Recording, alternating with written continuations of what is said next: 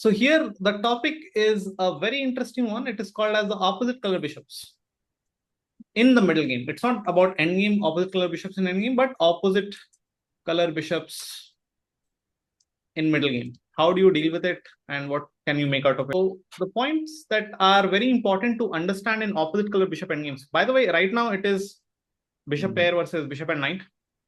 And one thing that I have always talked about is when you are dealing with a queen of the opponent, which is on the other side of the board, and if she is not very close to the king, we can always think of opening the opponent's king, and if we are having other pieces that can continue the attack. That is what we have discussed from different checkmating patterns from the past. And in the king side, we see that only the knight is the defensive piece, what black is having. So white decides to go for bishop into f5, e into f5, queen g3, pawn g6. f6 is not possible here because of bishop f6 directly, so pawn g6. And now in this case, you should see some points from this middle game. Point number one is that if the center is open, if the center has become open, it is not really important in open games if you're having a good bishop or a bad bishop. If you're having an active bishop is what is more important. Like in this case, I cannot say if my bishop is a good one or a bad one because there's no pawn in the center. But I can say that my bishop is a very strong one as compared to the opponent, because in one of the classes I also mentioned that around the king, keep your pawns on the color of the opponent's bishop. Now see the meaning of it. The meaning of it, this is that if you're looking at the black side, and if you look at the black's pawn chain around the king, it is basically on the opposite color of the white's bishop, meaning it's on the light squares. And if the pawn chain is on light squares, we already know that the dark squares are very weak. And if the dark squares are already very weak, we have a dark square bishop that can take advantage of it. Considering the white king, the pawn chain is on light color, which is the color of the opponent's bishop. It means if the pawn chain is on light color, the dark squares can be taken advantage of. But the opponent does not even have a dark square bishop to take advantage. So a very simple understanding, a very general rule is that around the king, keep your pawns on the color of the opponent's bishop in the bishop middle game. So in this case, we have seen that there are a lot of dark square weaknesses. And here we are having already a winning combination. So we can start with queen g5, attacking the rook, hoping to play queen f6, queen h6, or maybe then after that queen h8 is basically checkmated. And after this, they don't have multiple continuations here. Because let's say if they go for rook to d2, then we have bishop d4, going for the back rank. And if they go for rook g2 check, we can go for queen g2, bg2, rook d8, king h7, rook h8.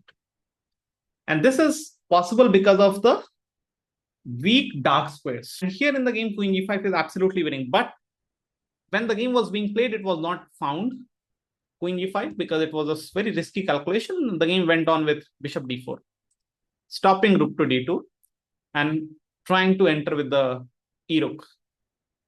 There's queen a2, queen g5 now, king to h7, because obviously there's no queen d8 ideas. Queen g2 is again a checkmate. Rook e7. Again, hoping that at some point we can break free and my rook will be very aggressive. Rook g8, rook d7. The idea with rook d7 is very subtle. We want to play rook d8, and if they take at the right time we can probably go for takes. I mean, not right away because there's queen g2 mate happening, but at the right time, we want to just exchange a couple of rooks because again, there's queen h8 idea. So bishop d5, pawn c4, takes, queen f6. Now you can see that rook d8 again. We are trying to go for rook d8. We are forcing rook d8, and if they don't take, then again queen h8 will be a mate at some point. But they go for queen a2. So again, if I go for queen g5, this is very much not making the pawn sacrifice work. So there's bishop e2, just coming back. And here, there's no particular attack that we can do as black. And as white, it's a very clear idea of rook d8, queen h8. Queen c4. Pratnesh, why rook d8 should not be played right away? Because they can threaten to mate by playing queen c2. No. Then after rook d8, queen c2, queen h8 is mate. Rook h8 mate. Okay, if not Pratnesh, I want to ask Srinjoy, please unmute. Srinjoy, why not rook d8 directly? Why not rook d8 directly? Let me see. Oh yeah, because queen f4 yes, check comes. It's not there to see. It's not much to see here. Queen f4 is there. Oh. So that's why queen e5 was played, just to protect the pawn. That's why be live in the game. Bishop e6 attacking. But after queen the f4, there's not gonna be any follow-up checks after g1. Yeah. G1. And now this is just unstoppable. Whatever you do, I mean, if you take this queen g7, if you don't take queen h8. So here f6 is the only way to try to keep the game running. It's queen check. Rook g7 only move. I mean, obviously you can go h6 as well, but I believe there is just okay. We'll see to that. Maybe we'll be getting stalemate. Okay, now bishop f6 was done. The idea is if you take this rook h8 always, and whatever you do is just checkmate. So everything is just getting possible because of the open diagonal that got created in the game. So every single time, this pattern is the same thing that I'm trying to teach today. I'll be selecting games with this particular idea. If you are able to create some weakness around the opponent's king, then this bishop becomes very powerful. And by general logic, by this explanation, we should, if we are playing as white, we should try to keep our pawns on the same color of the opposite bishop, opponent's bishop. And this theory is very much reliable. It is very much working in the case of bishop middle games or bishop end games, you can say. That the general explanation is that if you are playing bishop end games or bishop middle games, keep the pawns on your king side, where your king is, on the same color of opponent's bishop, and the pawns on the queen side on the opposite color of the opponent's bishop. Because on the queen side, your king won't be there to save the pawns. So you want the pawns to be on the opposite color of the opponent's bishop so that they cannot attack it. And on the king side, you don't want to create weak squares. So that suppose if I do that, then suddenly there are a lot of weak squares that can happen. Suddenly the back rank has become a bit weak. So many things can happen suddenly. So here we can again see that black has pushed the pawns which are on the opposite color of white's bishop, meaning the dark squares are very weak, and we do have a dark square bishop that can take advantage. Provided if the pawn is just removed, hypothetically speaking, if the pawn is just removed, we are just killing the game here right away. Question is, how will the pawn get removed? So here again, if we switch back to imbalance theory, try to remember what are the points in imbalance theory. How many of you in the class remember about imbalance theory, the minor piece imbalance and all those kind of things? King safety. Yeah, bishop pair and No, not bishop. The topics. I'm asking this. Holes for King safety. King safety was a part of imbalance theory. What else?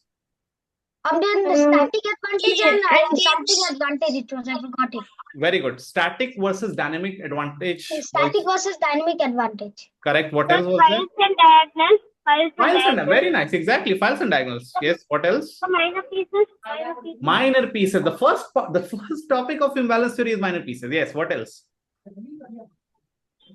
What else?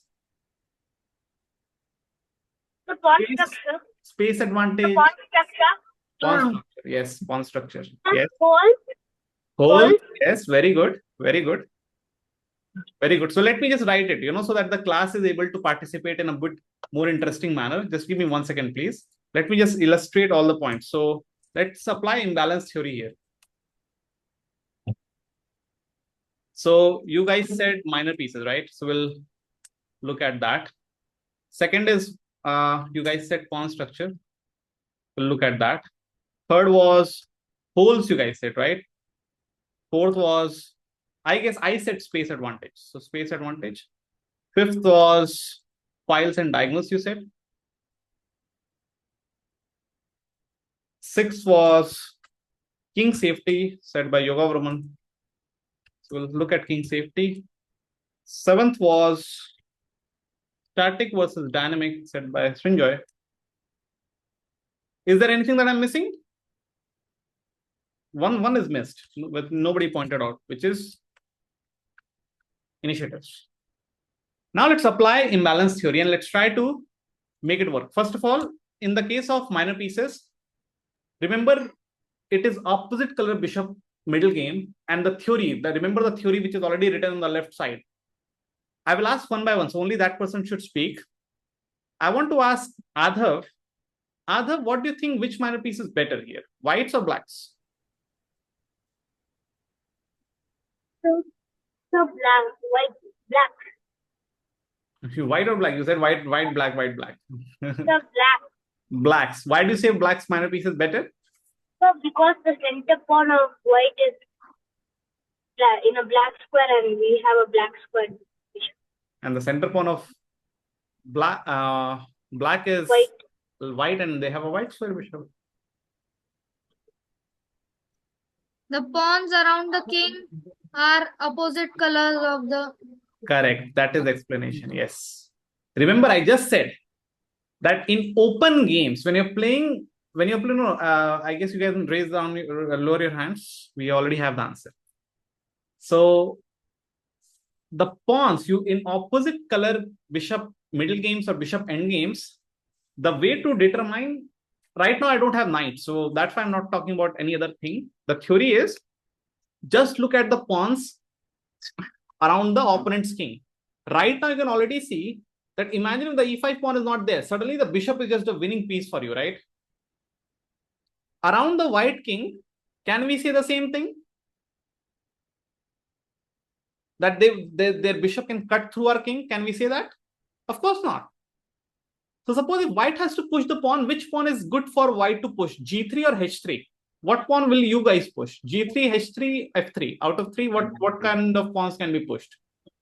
No. F3 can be pushed. Yes. G3 can be pushed. But it will create a slight weakness, very slight weakness. G3 can be pushed or not pushed? G3 will make it very No, bad. G3 can't be pushed. The moment you play G3, F3. Yeah, exactly. F3, H3 are fine because we are applying the same theory. Okay, so we understand that in minor pieces, white bishop is better. So I'll just write white bishop better. Okay.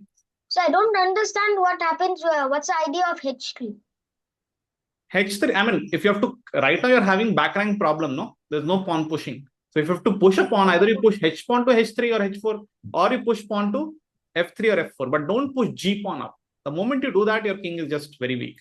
Okay, so pawn structure. So right now, let's talk about the weakness. So we see B6 is a weakness, correct? I hope the class can understand that. G6. Backward pawn. B6 is on a semi-open file, so it's obviously a weakness. So we see B6 is a weakness. And we see that from white, C4 is isolated pawn, which is weakness. Anything else that comes to mind? So C4 and B6 can be written. Now let's talk about holes. So holes are present on what kind of ranks, guys? We have discussed this, I mean, for so many classes. B5, A6, B5, C6, D6, and then there is F6. Yeah. Okay, anyone having anything to add here? What are the ranks in which holes are getting created? 6th and 5th. Exactly. Remember, holes are created on 5th and 6th ranks. And again, so we see that there's so many weaknesses, okay? So we see that potentially because of my E pawn, we are controlling the D6 and F6 squares very nicely. And holes are home for what kind of pieces? Are they Knights. minor Young pieces? pieces. Yeah, knights, bishops, and sometimes also rooks, but not a pawn. Never ever put your pawn on a hole. You can put pieces on holes. Usually, if you are able to put your knight on holes, that is the best you can take advantage of. In this case, we obviously don't have that. So we see that in holes, in the category of holes, we are the one having a plan that, okay, we can put something on holes. So we are having holes on A6, B5, D6, F6. Okay, so that's what we have understood. Now let's talk about space. Now space advantage is basically created by pawn. If you are having a pawn on the opponent's camp, you are having space. Yes, Krishna? No, I raised my hand because I wanted to know about space. Okay, all right. So again, here white has space advantage. And again, I have already told you a theory in which if you're having space advantage, what should you do? Anybody remembers? If you're having space advantage, what should you do? Oh, we should not exchange pieces. Very good. So when you have space advantage, first thing is not exchanging everything. You try to maneuver your pieces to better squares, and then later on, opponent will not be having multiple options to maneuver their pieces because obviously they're having less space. So you don't want to exchange pieces. The white has space advantage here. Files and diagonals. Now, what is the file and diagonal? Considering the weakness we are trying to control as white. First is we are having a file in our control. Then what is other file that we want to control? Look at the holes and everything. D file. Exactly, D file. And what is the diagonal you want to control? It is A1 to H8. The A1 to H8. Okay, king safety. Obviously, whose king is safer? Us. Because of the very simple logic. So white king is safer. White safer. Okay. Now again, static versus dynamic. Now remember. Dynamic advantage. Yes. So here it is because holes, these kind of positions, holes, they don't go away, right? Holes, backward pawns, these are very static in nature. They will not go away. But if you are unable to take advantage of critical moments like puzzles, right? That if you don't find the best move right now, there's no coming back. That is dynamic advantage. So in which you have to find the only move, right? So here it is kind of more or less static in nature. Now we come to initiative. Initiative means we have considered every single thing and now you have to make a plan. So initiative means what is the blueprint? What do we want here? So in this case, we want the E pawn to be removed. E pawn to be removed. Next is what do we want? We want to take control of holes. So we want to control D file. So we want to control D file and we want to control A file. And we want to sit on D6. So outpost is on D6. Outpost is D6. So again, we know all these things. So let's see if you can guess the first few moves.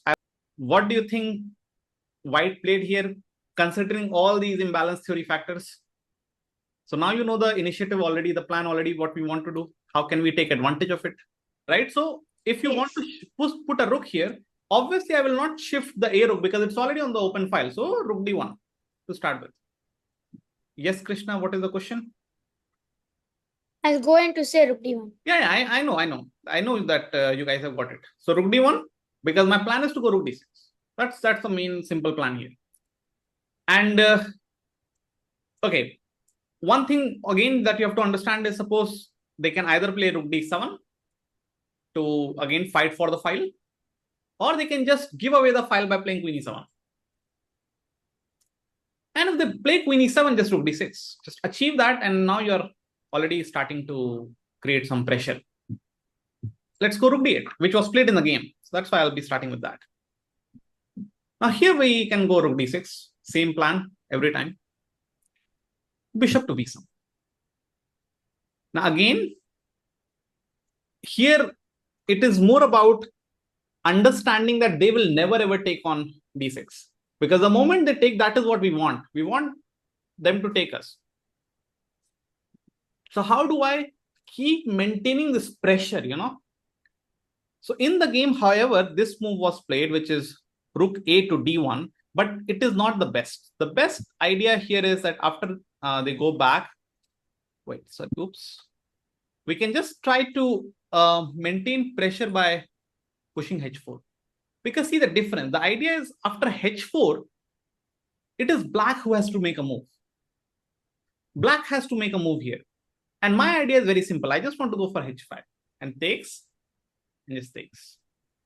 Anyways, so let's see what happened in the game so that we can get a decent idea. White played rook a to d1. It is generally not required to remove this rook from the open file, but anyways, that was played and takes happened, takes back, and now can you see the pressure? And you'll see that there's super many tactics that can flow. Now pay attention.